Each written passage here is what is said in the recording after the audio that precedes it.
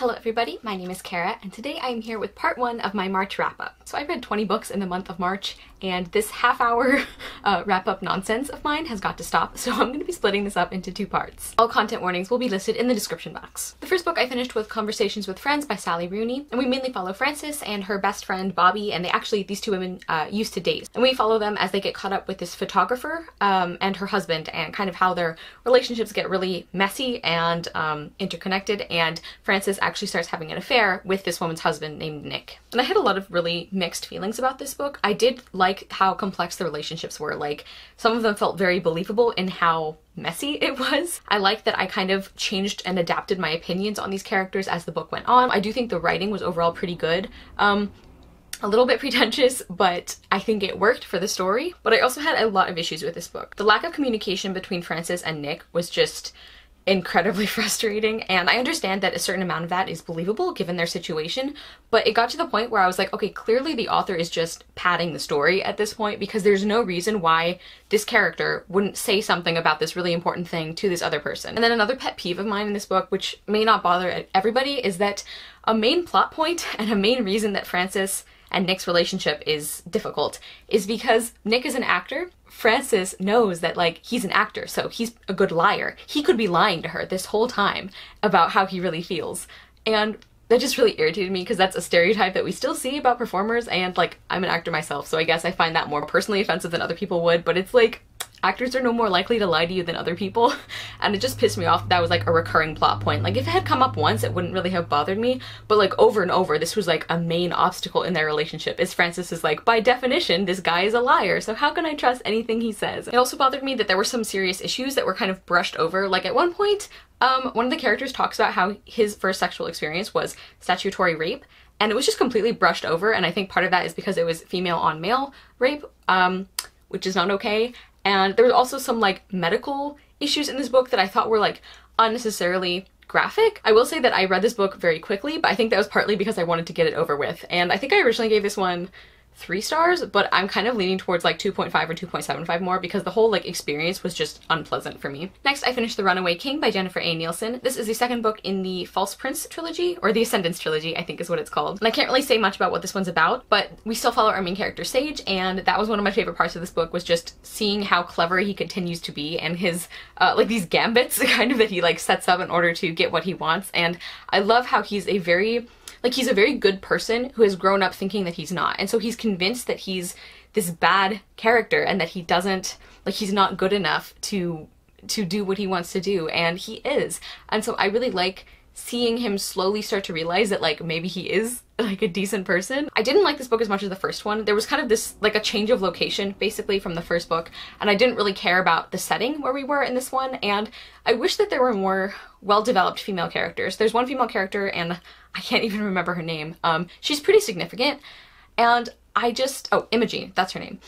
And I just don't feel like I know her at all. Like, I care about her because of who she is in the story, but I don't feel like an emotional connection to her. Like, I have no idea about her personality. I did still enjoy this. I think I gave it 3.5 stars. I am gonna read the 3rd book, but at this point, the first one is still my favorite. Next, I finished Down Among the Sticks and Bones by Shauna Maguire. This is the 2nd book in the Wayward Children series, and this is actually a prequel that follows Jack and Jill, 2 characters we met in that first book, and this is like a heavily influenced by Dracula and Frankenstein, by those 2 stories. And I really enjoyed this. As with the first Wayward Children book, I love the writing and I love the atmosphere. The themes in this one are more, I think, heavy-handed than in the first book, but it didn't bother me as much by the end, because I kind of realized that these books are really, they function almost as like modern day fairy tales.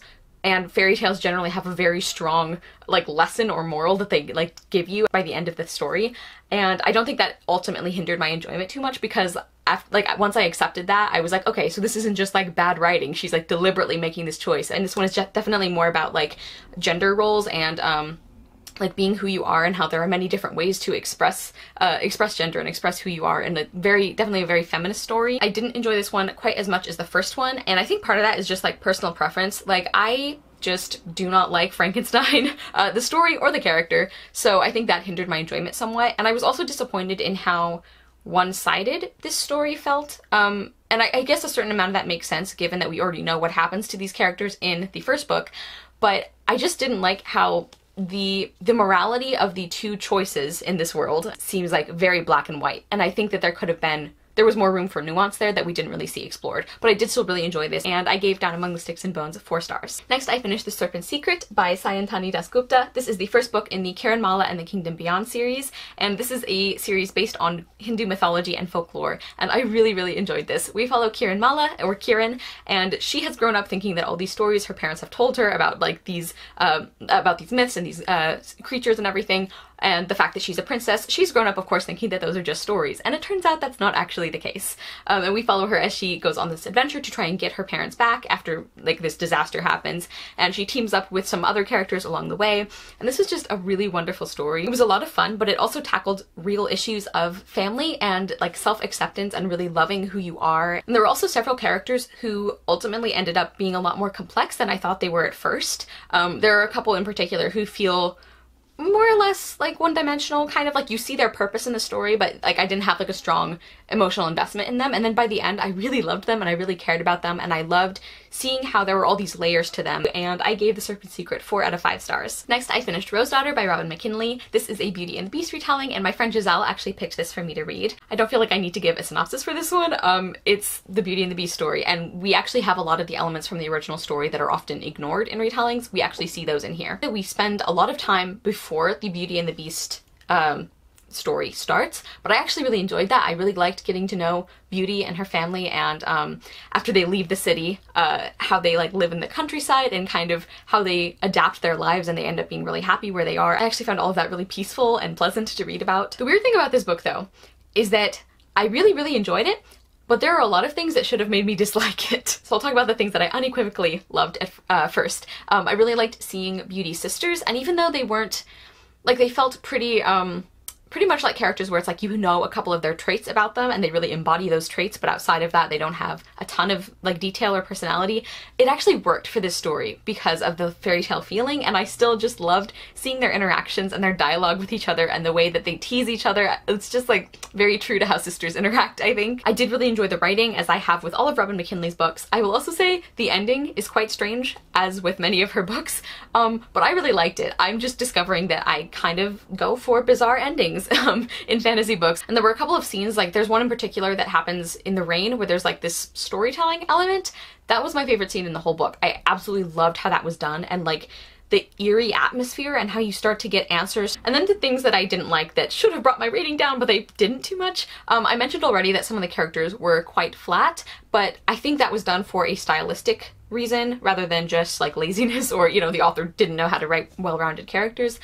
There was also a lot of gardening in this book, and while I did still enjoy that, it was a lot. Like, there was a lot of gardening in this book, to the point where like there's a major plot point that involves Beauty having to use compost. Like, that's how intense the gardening vibes were in this book. So if you're a gardener, this might, like, you might be into this.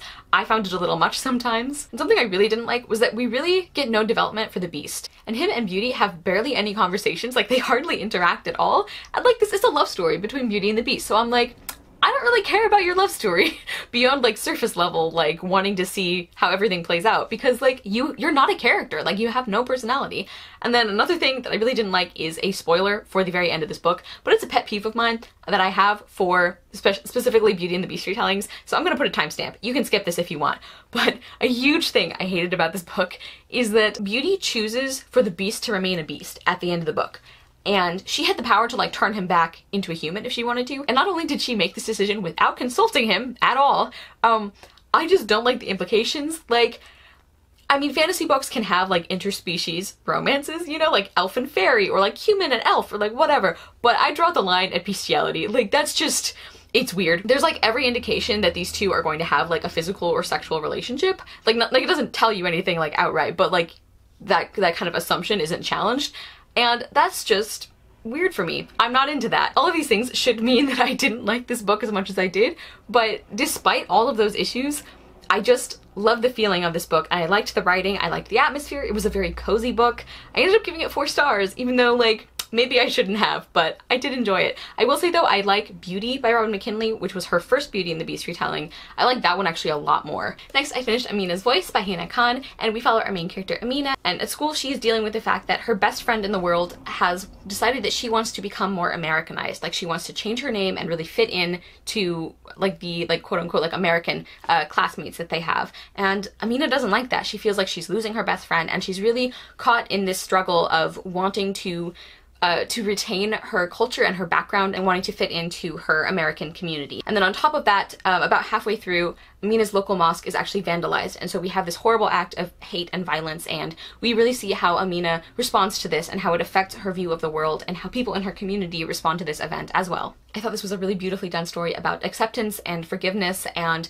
families. Like, I just loved Amina's family relationships, and I love how even though this book is so short, I really feel like all of the characters had a personality outside of their purpose in the story. You know, like they didn't feel like they were just props for Amina's journey. And I also want to mention from a like recommending this book to classrooms or to children perspective, I think it was a really interesting and effective decision to have the like central like violent event of the mosque being vandalized, to have that about halfway through the book. Because I think if you are reading this to children, or if children are reading this who haven't encountered this kind of story before, maybe they have never read a book about a character who's Muslim, I think that Hannah Khan deliberately has the reader really get to know Amina and her family. Like we really get to know her as a person before this happens. And I think that if again, kids are reading this who haven't been exposed to this kind of story before, I think that could be very effective in like helping them see that yes, Amina and her family do things a little differently from some people that the children are used to knowing, but they are far more similar than they are different. And I think that that can really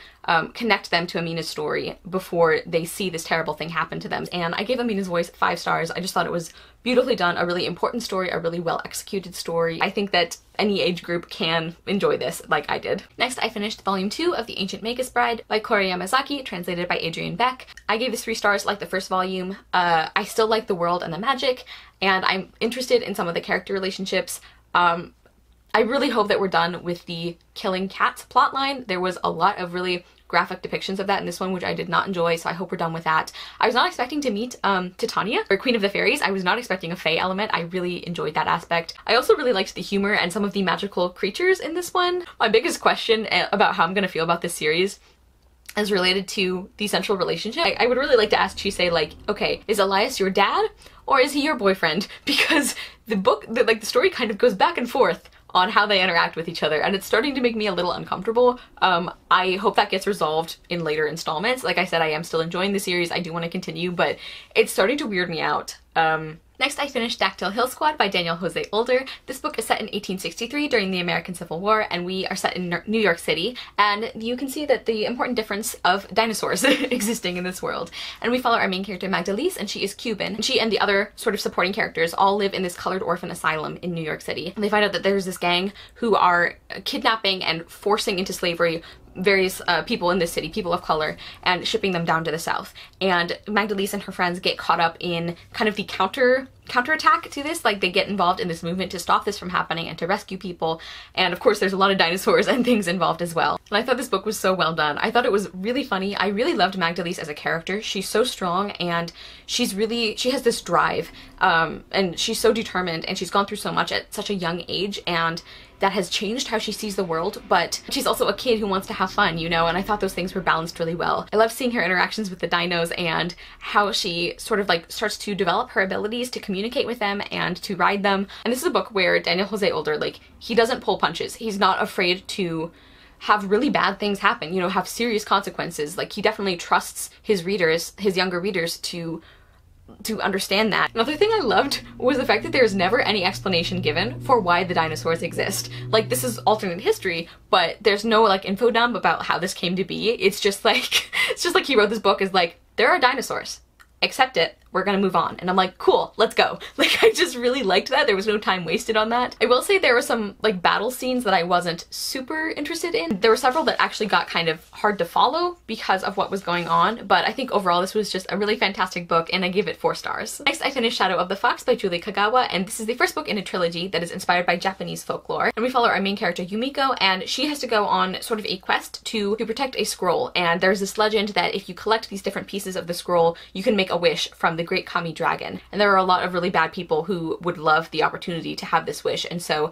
after her home is destroyed, she has to go on this journey to protect the scroll that she is carrying. And she ends up teaming up with a character named Tatsumi. He's sort of like a spy and a samurai, I think, at the same time, and also kind of an assassin. Their goals sort of align a little bit, but he doesn't know that she has the scroll that he is looking for. And we sort of follow them on this journey as they kind of collect companions a little bit along the way, and I really enjoyed this book. When I first started, I was kind of apprehensive because I wasn't a huge fan of the writing style and I didn't have a strong emotional connection to the characters, which is a big thing for me. But after a few chapters in, I really got invested in them and I really got to know them better, and especially with Tatsumi, because there are these really important plot reasons for why he can't get super emotional, and while that makes sense, it kind of makes it hard to connect to him at the very beginning. But ultimately, I think Julie Kagawa did such a good job of still showing you his feelings about things even when he had to try and force himself not to feel them, if that made sense. I just thought his character development was done really well, and I really grew to love Yumiko as well. And something else I love about her is that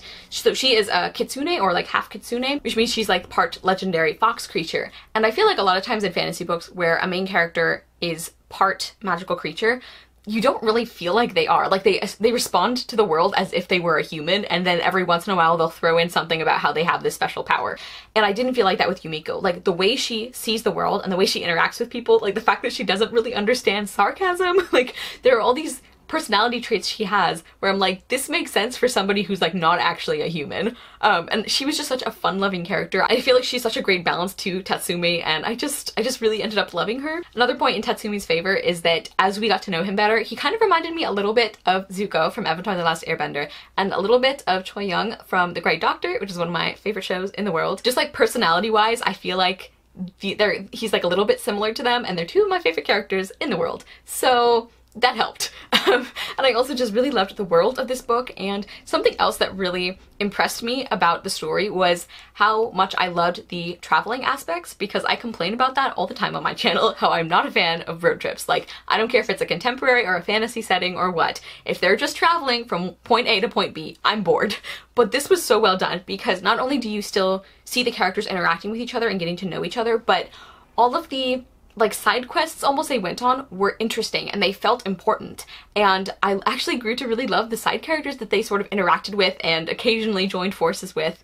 I really loved them, even when my first impression of them was not favorable. Special mention to Okame, because I was super irritated by him when we first had him in the story, and by the end of it, he's one of my favorites. So because of some of the writing and characterization issues at the very beginning, I gave this book 4 stars, but the more I think about it, the more it feels like a 5-star book in my heart, because I have not been able to stop thinking about this book since I finished it. 2 or 3 days in a row after I finished this book, I would wake up and I'd be like, oh, I'm gonna read Shadow of the Fox, some more of that book, and I would realize that I had already finished it and I was really sad about it. That doesn't happen a lot with books for me.